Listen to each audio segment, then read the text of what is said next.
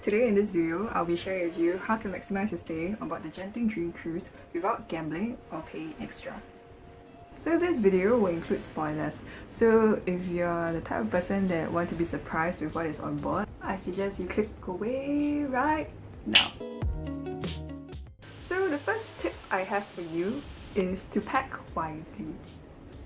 So packing for a cruise can be kind of confusing because you never know what kind of things that you need and what kind of occasion you need to pack for. So here is a brief guide on the essentials that you need to bring along with you if you want to fully enjoy the activities on board. Number 1, you should bring along with you a swimsuit or any other light clothing that you don't mind getting wet.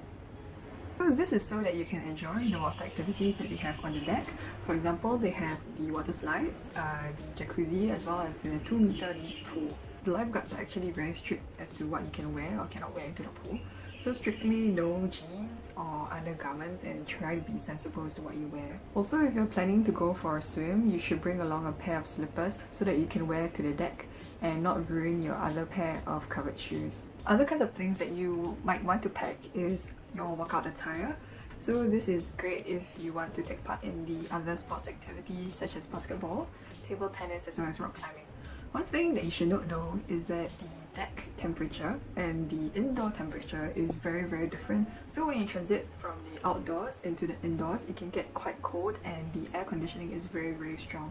So I might suggest that you can bring along your cardigan or a light jacket to wear on when you transit from the outdoors to the indoors so that you don't fall sick and you can stay warm. So tip number 2 is to download your Dream Cruises onboard app before you actually board the cruise. So before you set sail, you should log into your Google Play account or your Apple Store and download this Dream Cruises app. So it looks something like this. And make sure you don't download the wrong one. So as some of you may know, the Wi-Fi on board is not free. You actually have to pay some for the 2 days on board, and it is not very cheap. It is about $38 I think for 2 nights. So this app actually allows you to use the cruise Wi-Fi to connect to your other roommates and text them. They have a small little chat section where you can text people in the cruise, not only just your roommates, but if you type in the cruise room number, you'll be able to find people in other rooms as well. So it's great if you have a big group and you guys don't want to spend the whole day together, but you want to know where they are at certain times. You can actually use the cruise chat to actually chat them out. Tip number 3 on how to maximize your stay is to board the ship early. Now, if you already made your booking for the trip, you would have received a slip of paper telling you the cruise check-in time as well as the time that they set sail. So if you are free for that day, you should check in as early as possible so that you get to skip the crowd, the queues, and move your stuff into the room earlier and get to enjoy the facilities on board. Also, when you check in early, you get to enjoy the deck when it's empty and take quality video shots like this. Alright, so now that you've checked in, here is my number 4 tip for you, and that is to start off your night with the buffet at the LIDO. So there's a bunch of places on board the ship where you can have your meals without paying extra because the meals are already factored into the price of the tickets. So you should make full use of them. And the one thing that I found out is that on your first night of the cruise, they have a huge selection of cuisines to choose from. They have Indian cuisine, Malay cuisine, vegetarian, halal, vegan, as well as this barbecue section where they have different kinds of roast meat and roasted vegetables, which is really great, and I really enjoyed the selection on the first day. Alright, so here is tip number 5, and that is to bring your schedule along with you at all times.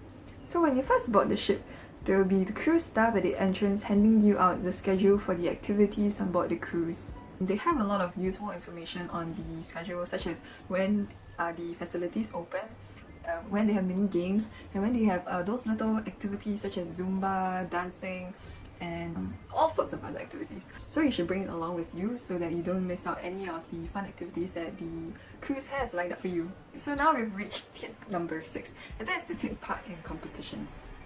So this might actually sound a bit lame to you, but there are actually many competitions on board the ships which you can take part in and win some prizes.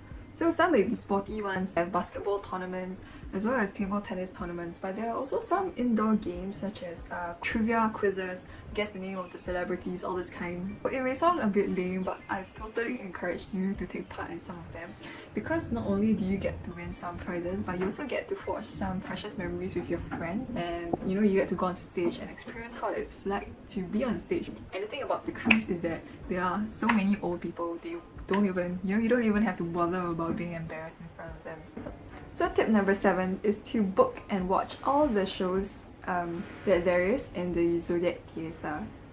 The Genting Dream Cruise actually has 3 different kinds of shows, and each of them is actually only 45 minutes. Although the show productions, the quality isn't quite there, there are some that are still quite breathtaking and worth watching. So I do suggest that you actually give it a try. So tip number 8 that I have for you is to make use of some of the free facilities on board. One thing I like about this cruise is that there is a lot of things on board that you can do without having to pay extra for. So there is a basketball court stocked with basketballs, as well as table tennis with table tennis paddles and ping pongs. So you should just make full use of them. One of the activities that I really liked and really wanted to try was rock climbing. They have different difficulties. I tried the easy one, as you can see, and I actually managed to reach the top, which was really great. Alright, we've reached the second last tip. So this was one of the most memorable things that I got to do on the ship, and that was to take a midnight stroll on the deck, and we get to see the moon and the stars while in the middle of the sea. It felt so surreal, and I finally understand why people say that the moonlight can guide people home, and that is because while we are in the middle of the sea, there isn't a lot of light pollution coming from neighbouring cities and all that. So we actually got to see the moon in its full glory, and we found that it was really very bright, as you can see in the video over here, and it was so beautiful. Alright, so here comes my last and final tip, and that is to make your gratuity payment early. So Dream Cruises actually charge a gratuity fee as part of their cruise offering, and this amounts up to $21 per person per night, and it has to be made before you disembark the ship. People usually try to settle their expenses right before they check out, which is in the early morning of their last day. So I would suggest that you do it the night before or the evening before around 6 PM, so you don't have to queue up at their cashiers to make payment. So that is all I have for you today, and if you found this video helpful, do give me a thumbs up and subscribe. Also, comment down below if you felt that I missed anything out, and I'll see you next time!